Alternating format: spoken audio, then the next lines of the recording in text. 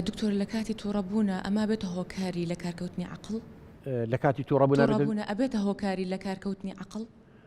زۆر سپاس هەرە و پرسیارەکە فەرموو دانیشان.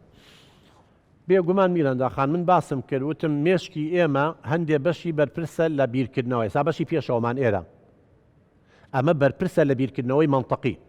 یعنی ئەوەی ئێمە کە لە ئاژەڵ جیاکاتەوە پەردەی مێشکمانە بەشی سەرەوەیە ئەوەکو سەرتوێژی ماست وایە ئاژەڵەوەی نییە بۆیە ئەو پرۆسە منطقی عەقڵی و داهێنان و شتانەی و عەقڵی ئینسان هەیەی لەبەرەوەی ئەو پەردەی مێشکەمان هەیە اینجا کاتێک کە ئینسان ئینفعالەکە ناوەڕاستی مێشک هەڵەچێت ئەو بەشانە مەسئولە لە ئینفعالات ناوەڕاستی مێشک کاتێک کە تۆ ئینفعالێ کرد ینی تووڕە بووی عەسەبی بووی غیرە شەرم بڕوا بە هەموو شتێ شتانە ئەو پرۆسە عەقڵیانە هەمووی ئەکوژێتەوە بە نمونە ئەها لە کاتی تووڕەبوونە جاری وایە غەڵەتی وا ئەکەین دوای لی پەشیمانە بینەوە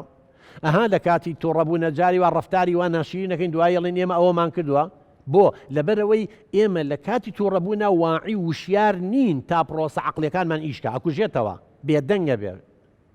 لەبەرەوە بێگومان عیلاقەیەکی عەکسی لە 100% هەیە یعنی تا ئینفعال بکەی ئەو عەقڵیەتە خوارەوانێ تا تووڕە بین ئەوەندە پرۆسە عەقڵیەکان نزمە بێتەوە و کێشە و کارەساتمان بۆ دروستە بێت